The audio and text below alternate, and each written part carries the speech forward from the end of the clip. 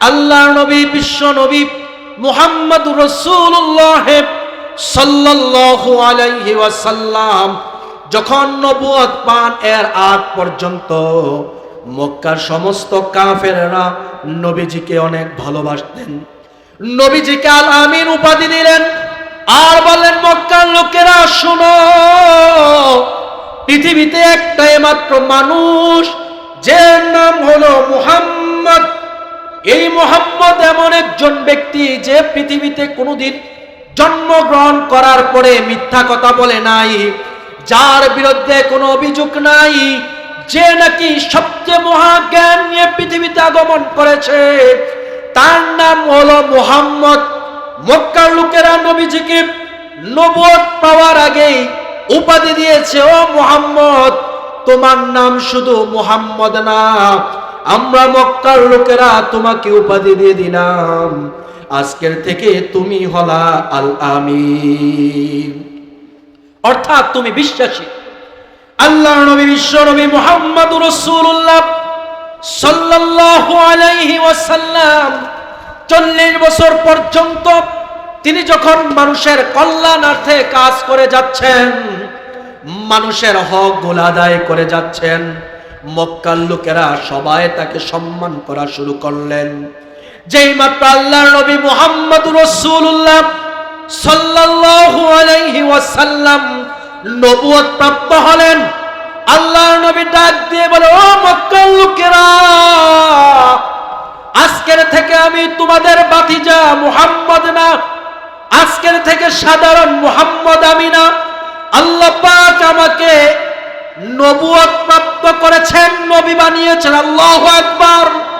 বলে, আজকের থেকে আমি হলাম নবী, আজকের থেকে আমি শুধু মুহাম্মদ না। ও আমার চাচারা শোনো, ও আমার বাবাজিরা শোনো, ও আমার আপনজনেরা শোনো, আজকের থেকে আমি শুধু মুহাম্মদ না, আজকের থেকে আমি হলাম মুহাম্মাদুর রাসূলুল্লাহ। আল্লাহ পাক আমাকে নবী হিসাবে নির্বাচন করেছে। আল্লাহর হাবিব যখন এই কথা বললেন, মক্কার কাফেরদের মাথা গরম হয়ে গেল।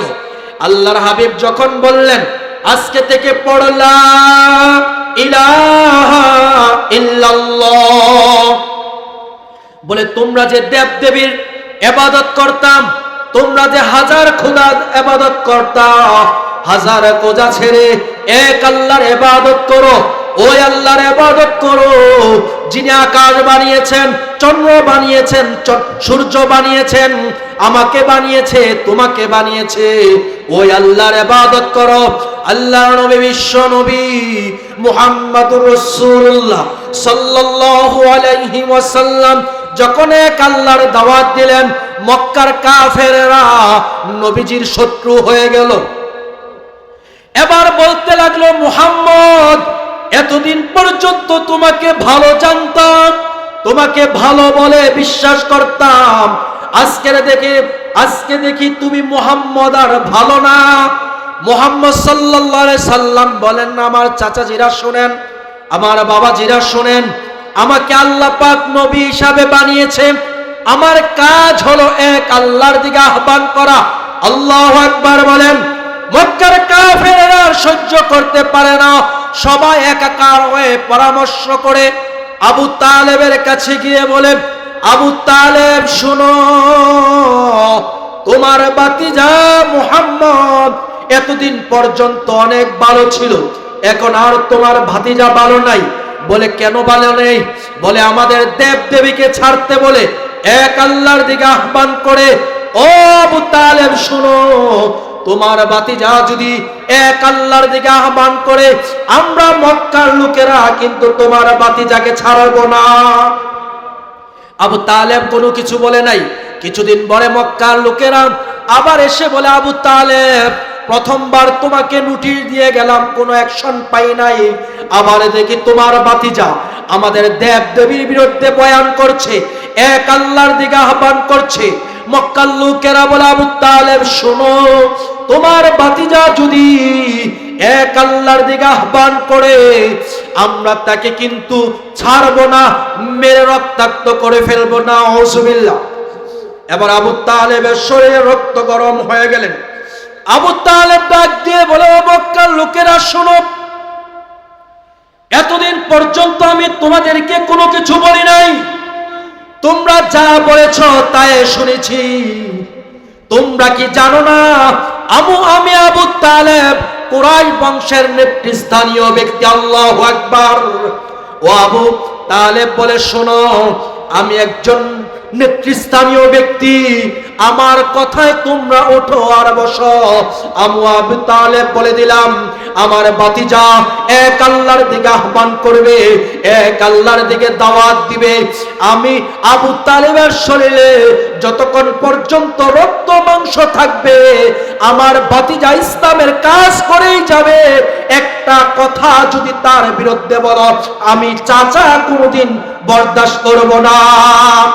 ও মক্কার লোকেরা শুনে নাও, আমার ভাতিজা ইসলামের দাওয়াত দিবে, আর একবার যদি তার বিরুদ্ধে কোনো অভিযোগ করো, আমার শরীরে একটা রক্তের টুকরা থাকা অবস্থায় আমার ভাতিজার বিরুদ্ধে বললে আমি অ্যাকশন নিব। আমার বাবাজিরা ভালো করে বুঝুন, এইভাবে আল্লাহর হাবিবকে আবু তালেব সহযোগিতা করে আসছে। প্রত্যেকটা মুহূর্তে মুহূর্তে আল্লাহর হাবিবকে সহযোগিতা করে আসছে। মক্কার কাফেররা যখন আল্লাহর হাবিবকে অত্যাচার করার জন্য প্রস্তুত ছিল, আল্লাহর হাবিবের চাচা ডাল হয়ে দাঁড়িয়ে আছে। আল্লাহু আকবার। এই চাচা যখন মৃত্যু শয্যায় পড়ে গেলেন, এই চাচার জবান থেকে কালেমা বাইর হয় না। আল্লাহর হাবিব বিশ্ব নবী মুহাম্মদুর রাসূলুল্লাহ সাল্লাল্লাহু আলাইহি ওয়াসাল্লাম অনেক মর্মাহত হয়ে আছে। আল্লাহর হাবিবের চাচা কালেমা পড়া ছাড়া মৃত্যুবরণ করবে, আল্লাহর হাবিব বরদাস্ত করতে পারে নাই। আল্লাহর হাবিব কানে কানে গিয়ে বলে, চাচা একবার শুধু কালেমা পড়ে নেন, একবারকে আমাকে আস্তে আস্তে বলে আমাকে শুনিয়ে দেন। যেদিন হাসরের মাঠ কায়েম হবে, আল্লাহ পাক বিচার কার্য শুরু করবে। ও চাচা, আমি আপনার ভাতিজা মুহাম্মদুর রাসূলুল্লাহ আপনার পক্ষ হইয়া আপনাকে শাফাআত করে আল্লাহর জান্নাতের মেহমান বানাবো। আল্লাহর হাবিব বারবার চাচ্ছে, চাচা কালেমা পড়ুক। আল্লাহ পাক সাথে সাথে জিব্রাইল আমিনকে পাঠিয়ে দিলেন। ও জিব্রাইল আমিন, তুমি গিয়ে জানিয়ে দাও, ওয়া ইন্নাকা লা তাহদি মান আহবাবতা ওয়ালাকিন্নাল্লাহা ইয়াহদি মান ইয়াশা। আল্লাহ পাক ডাক দিয়ে বলে, হাবিব, আপনি যাকে চান তাকে হেদায়াত করতে পারবেন না, হেদায়াতের পথে নিতে পারবেন না। আমি আল্লাহ যাকে চাই তাকে হেদায়াতের পথ দেখাবো, হেদায়াতে নিয়ে যাব, তাকে আমি জান্নাতের মেহমান বানাবো। সেই জন্য আল্লাহ পাক আমাদের যাদেরকে ঈমান দান করেছে, আল্লাহ পাকের বিশেষ ফজল এবং করম অনুগ্রহ আমাদেরকে ঈমান দিয়েছে। সেই জন্য আমরা সর্বদা আল্লাহ পাকের শুকরিয়া আদায় করব এবং ঈমানকে তরুতাজা রেখে জান্নাতের মেহমান হওয়ার চেষ্টা করব। ওমা তাওফীকি ইল্লা বিল্লাহ। লা মানিআ লাহু ওয়া লা হাজিবা লিল্লাহি তাআলা লা ক্বাবলা ওয়া লা বা'দা ওয়া লা ওয়াক্ত জামানা الذي أول والآخر والظاهر والباطن والحق وهو على كل شيء قدير. أعوذ بالله من الشيطان الرجيم. بسم الله الرحمن الرحيم. ربما يود الذين كفروا لو كانوا مسلمين. وقال سيد হাবিবুনা রাসূলুল্লাহ সাল্লাল্লাহু আলাইহি ওয়াসাল্লাম মান জাআলাল কুরআনা আমামাহু কাদাহু ইলাল জান্নাহ ওয়া মান জাআলা ওয়ারাহু সাকাতহু ইলান নার আও কামা ক্বালা আলাইহিস সালাতু ওয়াসসালাম সুবহানাকা লা ইলমা লানা ইল্লা মা 'আল্লামতানা ইন্নাকা আনতাল আলিমুল হাকীম ওয়া সুবহানাকা লা ফাহমা লানা ইল্লা মা ফাহামতানা ইন্নাকা আনতাল জাওয়াদুল কারীম। আলহামদুলিল্লাহ, ঐতিহ্যবাহী জামিয়া ফারুকিয়া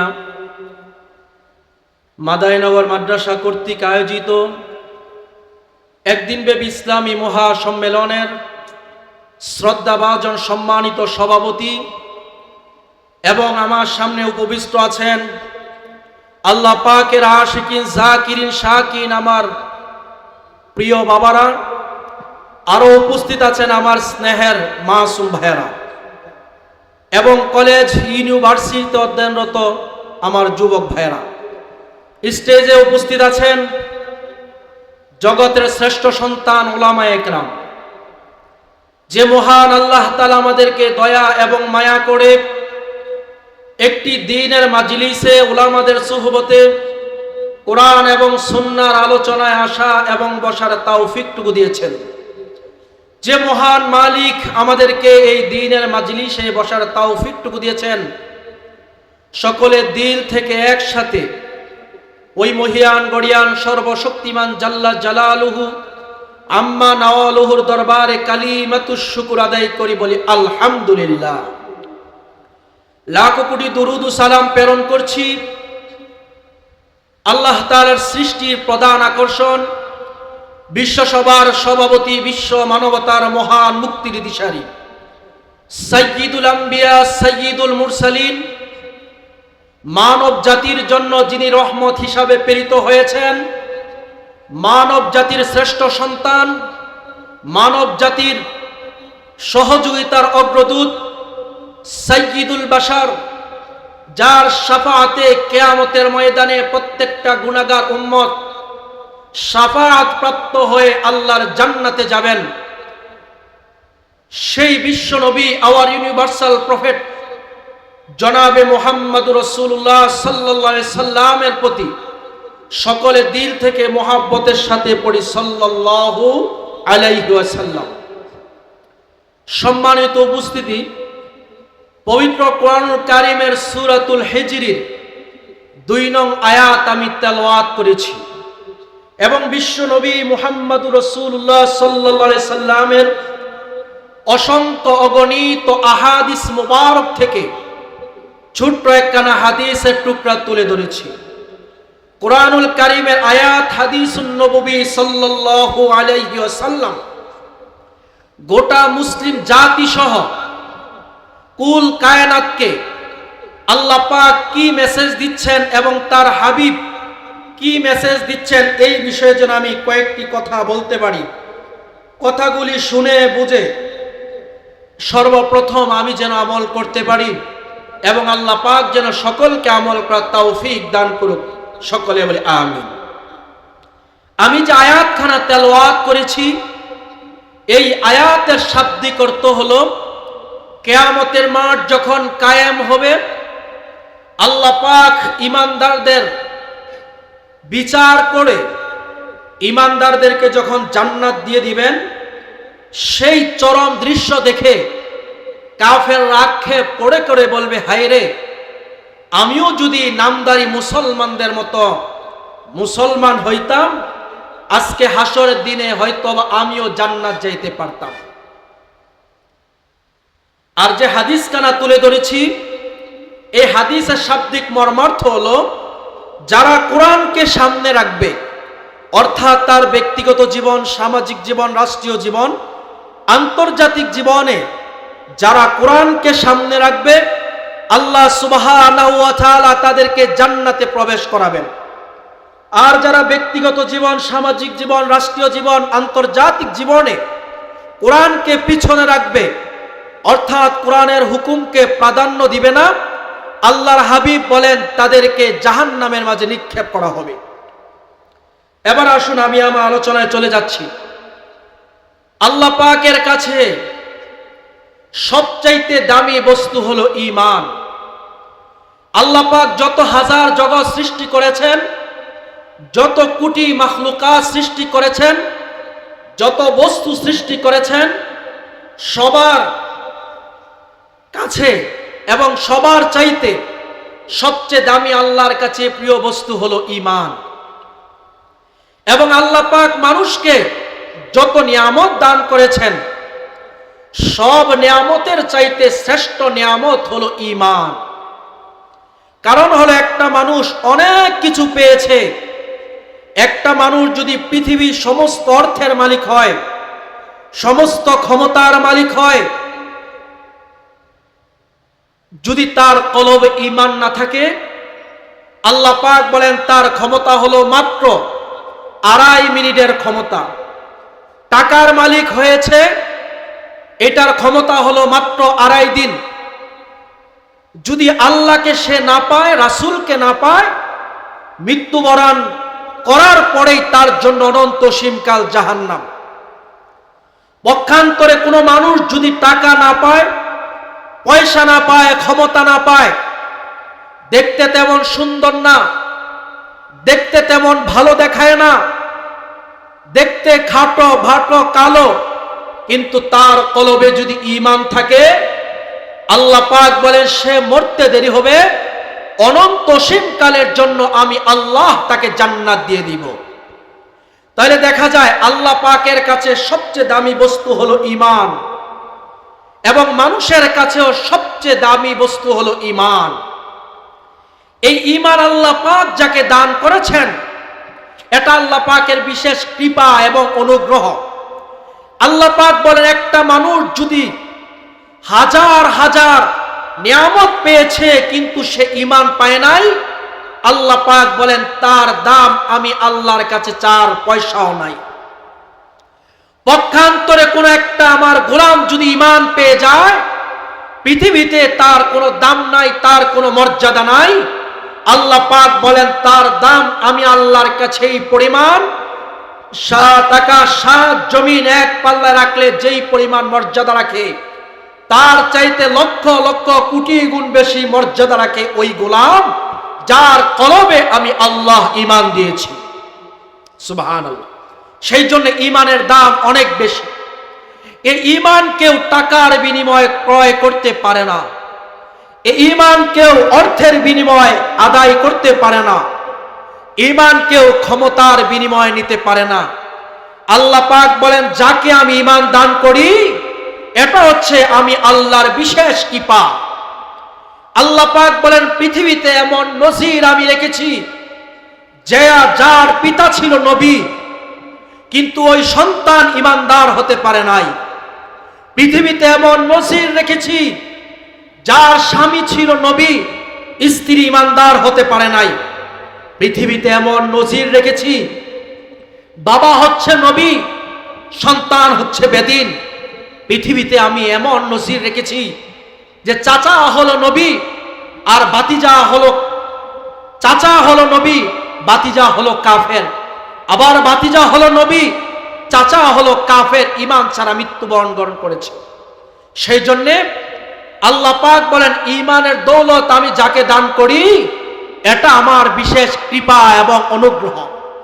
আল্লাহ পাক বলেন ওই যে নূহ আলাইহিস সালাতু ওয়াস সালাম, যিনি 950 বছর মানুষকে এক আল্লাহর দিকে ইনভাইট করেছে, এক আল্লাহর দিকে দাওয়াত দিয়েছে, বলেছে হে জাতি পড়ো লা ইলাহা ইল্লাল্লাহ। সেই নূহ নবী তার সন্তান হলো কাফের, তেমনি ভাবে নূহ আলাইহিস সালাম মানুষকে এক আল্লাহর দিকে দাওয়াত দিয়েছে, তার স্ত্রী হলো কাফের। তেমনি ভাবে হযরতে ইব্রাহিম আলাইহিস সালাম, যিনি সারা জিন্দেগি এক আল্লাহর দিকে মানুষকে দাওয়াত দিয়েছে, তার পিতা হলো অগ্নি পূজক জাহান্নামী। তেমনি ভাবে হযরতে আসিয়া আলাইহিস সালাম, যার স্বামী ছিল ফেরাউন। ফেরাউন এমন নিকৃষ্ট ছিল, এমন দুষ্কৃতিকারী ছিল, যেই ফেরাউন শুধু জালেম ছিল না, ফেরাউন নিজেকে আল্লাহ দাবি করেছে, নিজেকে খোদা দাবি করেছে। এই ফেরাউনের স্ত্রী হওয়ার পরেও আল্লাহ পাক তাকে জান্নাতের সার্টিফিকেট দিয়েছে। শুধু জান্নাতের সার্টিফিকেট দেয় নাই, কিয়ামতের মাঠে বিবি আসিয়াকে আল্লাহ পাক নবীর স্ত্রী হিসাবে মর্যাদা দান করবে। তেমনি ভাবে আমার নবী, আপনার নবী সরকারে দো আলম নবী মুহাম্মদুর রাসূলুল্লাহ সাল্লাল্লাহু আলাইহি ওয়াসাল্লাম, যিনি নবুয়ত পাওয়ার পর থেকে মৃত্যু পর্যন্ত মানুষকে এক আল্লাহর দিকে আহ্বান করেছে, যার হাতে হাজার হাজার মানুষ কালেমা পড়ে মুসলমান হয়েছে, কিন্তু তার আপন চাচা কালেমা পড়ার সৌভাগ্য হয় নাই। আমার বের আল্লাহর হাবিব বিশ্ব নবী মুহাম্মদুর রাসূলুল্লাহ সাল্লাল্লাহু আলাইহি ওয়াসাল্লাম দুনিয়াতে আসার পূর্বেই তার পিতা ইন্তেকাল করেছেন। নবীজির বয়স যখন 6 বছর হয়, নবীজির সম্মানিতা মা ইন্তেকাল করেন। তেমনি ভাবে নবীজির বয়স যখন 8 বছর হয়, নবীজির দাদা ইন্তেকাল করেন। তারপর থেকে নবীজির চাচা আবু তালেব কেমন দেখাশোনা করলেন। নবীজির বয়স যখন 52 বছর পর্যন্ত নবীজিকে এমন দেখাশোনা করলেন, আল্লাহর নবী বিশ্ব নবী মুহাম্মদুর রাসূলুল্লাহ সাল্লাল্লাহু আলাইহি ওয়াসাল্লাম যখন নবুয়ত পান, এর আগ পর্যন্ত মক্কার সমস্ত কাফেররা নবীজিকে অনেক ভালোবাসতেন। নবীজিকে আল আমিন উপাধি দিলেন আর বললেন, মক্কার লোকেরা শোনো, পৃথিবীতে একটাই মাত্র মানুষ, যার নাম হলো মুহাম্মদ। এই মুহাম্মদ এমন একজন ব্যক্তি যে পৃথিবীতে কোনোদিন জন্মগ্রহণ করার পরে মিথ্যা কথা বলে নাই, যার বিরুদ্ধে কোনো অভিযোগ নাই, যে নাকি সবচেয়ে মহাজ্ঞান নিয়ে পৃথিবীতে আগমন করেছে, তার নাম হলো মুহাম্মদ।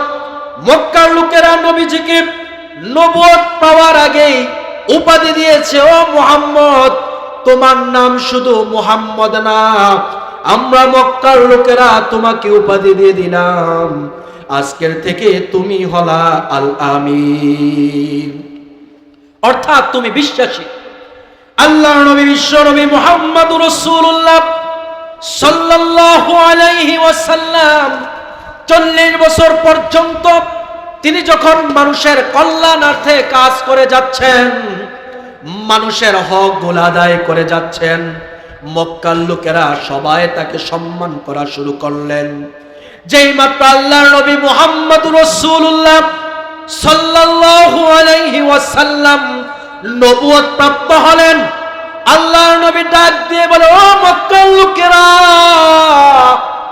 আজকের থেকে আমি তোমাদের ভাতিজা মুহাম্মদ না, আজকের থেকে সাধারণ মুহাম্মদ আমি না, আল্লাহ পাক আমাকে নবুয়ত প্রাপ্ত করেছেন, নবী বানিয়েছেন। আল্লাহু আকবার।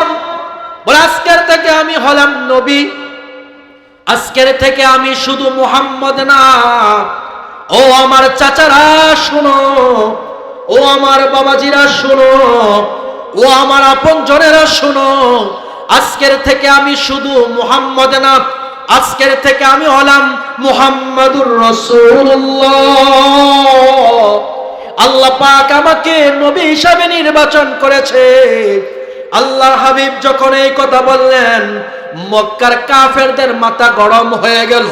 আল্লাহর হাবিব যখন বললেন, আজকে থেকে পড় লা ইলাহা ইল্লাল্লাহ, বলে তোমরা যে দেব দেবীর ইবাদত করতাম, তোমরা যে হাজার খোদার ইবাদত করতা, হাজার খোদা ছেড়ে এক আল্লাহর ইবাদত করো, ওই আল্লাহর ইবাদত করো যিনি আকাশ বানিয়েছেন, চন্দ্র বানিয়েছেন, সূর্য বানিয়েছেন, আমাকে বানিয়েছে, তোমাকে বানিয়েছে, ওই আল্লাহর ইবাদত করো। আল্লাহর নবী, বিশ্ব নবী মুহাম্মদুর রাসূলুল্লাহ সাল্লাল্লাহু আলাইহি ওয়াসাল্লাম যখন এক আল্লাহর দাওয়াত দিলেন, মক্কার কাফেররা নবীজির শত্রু হয়ে গেল। এবার বলতে লাগলো, মুহাম্মদ, এতদিন পর্যন্ত তোমাকে ভালো জানতাম, তোমাকে ভালো বলে বিশ্বাস করতাম, আজকে দেখি তুমি মুহাম্মদ আর ভালো না। মুহাম্মদ সাল্লাল্লাহু আলাইহি সাল্লাম বলেন, আমার চাচাজিরা শুনেন, আমার বাবাজিরা শুনেন, আমাকে আল্লাহ পাক নবী হিসাবে বানিয়েছে, আমার কাজ হলো এক আল্লাহর দিকে আহ্বান করা। আল্লাহু আকবার বলেন। মক্কার কাফেররা সহ্য করতে পারে না, সবাই একাকার হয়ে পরামর্শ করে আবু তালেবের কাছে গিয়ে বলে, আবু তালেব শুনো, তোমার ভাতিজা মুহাম্মদ এতদিন পর্যন্ত অনেক ভালো ছিল, এখন আর তোমার ভাতিজা ভালো নাই। বলে, কেন ভালো নেই? বলে, আমাদের দেব দেবীকে ছাড়তে বলে এক আল্লাহর দিকে আহ্বান করে। ও আবু তালেব শুনো, তোমার ভাতিজা যদি এক আল্লাহর দিকে আহ্বান করে, আমরা মক্কার লোকেরা কিন্তু তোমার ভাতিজাকে ছাড়বো না। আবু তালেব কোনো কিছু বলে নাই। কিছুদিন পরে মক্কার লোকেরা আবার এসে বলে, আবু তালেব, প্রথমবার তোমাকে নোটিশ দিয়ে গেলাম, কোনো অ্যাকশন পাই নাই, আবার দেখি তোমার ভাতিজা আমাদের দেব দেবীর বিরুদ্ধে বয়ান করছে, এক আল্লাহর দিকে আহ্বান করছে। মক্কার লোকেরা বলে, আবু তালেব শোনো, তোমার ভাতিজা যদি এক আল্লাহর দিকে আহ্বান করে, আমরা তাকে কিন্তু ছাড়বো না, মেরে রক্তাক্ত করে ফেলবো না। আউযুবিল্লাহ। এবার আবু তালেবের শরীরে রক্ত গরম হয়ে গেলেন। আবু তালেব ডাক দিয়ে বলে, মক্কার লোকেরা শোনো, এতদিন পর্যন্ত আমি তোমাদেরকে কোনো কিছু বলি নাই, তোমরা যা বলেছ তাই শুনেছি। তোমরা কি জানো না আমি আবু তালেব কুরাইশ বংশের নেতৃস্থানীয় ব্যক্তি? আল্লাহু আকবার। ও আবু তালেব বলে, শোনো, আমি একজন নেতৃস্থানীয় ব্যক্তি, আমার কথায় তোমরা ওঠো আর বসো। আবু তালেব বলে দিলাম, আমার ভাতিজা এক আল্লাহর দিকে আহ্বান করবে, এক আল্লাহর দিকে দাওয়াত দিবে। আমি আবু তালেবের শরীরে যতক্ষণ পর্যন্ত রক্ত মাংস থাকবে, আমার ভাতিজা ইসলামের কাজ করেই যাবে। একটা কথা যদি তার বিরুদ্ধে বলো, আমি চাচা কোনোদিন বরদাস্ত করব না। ও মক্কার লোকেরা শুনে নাও, আমার ভাতিজা ইসলামের দাওয়াত দিবে, আর একবার যদি তার বিরুদ্ধে কোনো অভিযোগ করো, আমার শরীরে একটা রক্তের টুকরা থাকা অবস্থায় আমার ভাতিজার বিরুদ্ধে বললে আমি অ্যাকশন নিব। আমার বাবাজিরা ভালো করে বুঝুন, এইভাবে আল্লাহর হাবিবকে আবু তালেব সহযোগিতা করে আসছে। প্রত্যেকটা মুহূর্তে আল্লাহর হাবিবকে সহযোগিতা করে আসছে। মক্কার কাফেররা যখন আল্লাহর হাবিবকে অত্যাচার করার জন্য প্রস্তুত ছিল, আল্লাহর হাবিবের চাচা ডাল হয়ে দাঁড়িয়ে আছে। আল্লাহু আকবার। এই চাচা যখন মৃত্যু শয্যায় পড়ে গেলেন, এই চাচার জবান থেকে কালেমা বাইর হয় না। আল্লাহর হাবিব বিশ্ব নবী মুহাম্মদুর রাসূলুল্লাহ সাল্লাল্লাহু আলাইহি ওয়াসাল্লাম অনেক মর্মাহত হয়ে আছে। আল্লাহর হাবিবের চাচা কালেমা পড়া ছাড়া মৃত্যুবরণ করবে, আল্লাহর হাবিব বরদাস্ত করতে পারে নাই। আল্লাহর হাবিব কানে কানে গিয়ে বলে, চাচা একবার শুধু কালেমা পড়ে নেন, একবারকে আমাকে আস্তে আস্তে বলে আমাকে শুনিয়ে দেন। যেদিন হাসরের মাঠ কায়েম হবে, আল্লাহ পাক বিচার কার্য শুরু করবে, ও চাচা আমি আপনার ভাতিজা মুহাম্মদুর রাসূলুল্লাহ আপনার পক্ষ হইয়া আপনাকে শাফাআত করে আল্লাহর জান্নাতের মেহমান বানাবো। আল্লাহর হাবিব বারবার চাচ্ছে কালেমা পড়ুক। আল্লাহ পাক সাথে সাথে জিব্রাইল আমিনকে পাঠিয়ে দিলেন। ও জিব্রাইল আমিন, তুমি গিয়ে জানিয়ে দাও, ওয়া ইন্নাকা লা তাহদি মান আহবাবতা ওয়ালাকিন্নাল্লাহ ইয়াহদি মান ইয়াশা। আল্লাহ পাক ডাক দিয়ে বলে, হাবিব, আপনি যাকে চান তাকে হেদায়াত করতে পারবেন না, হেদায়াতের পথে নিতে পারবেন না। আমি আল্লাহ যাকে চাই তাকে হেদায়াতের পথ দেখাবো, হেদায়াতে নিয়ে যাব, তাকে আমি জান্নাতের মেহমান বানাবো। সেই জন্য আল্লাহ পাক আমাদের যাদেরকে ঈমান দান করেছে, আল্লাহ পাকের বিশেষ ফজল এবং করম অনুগ্রহে আমাদেরকে ঈমান দিয়েছে। সেই জন্যে আমরা সর্বদা আল্লাহ পাকের শুকরিয়া আদায় করব এবং ঈমানকে তরুতাজা রেখে জান্নাতের মেহমান হওয়ার চেষ্টা করব। ওমা তাওফীকি ইল্লা বিল্লাহ।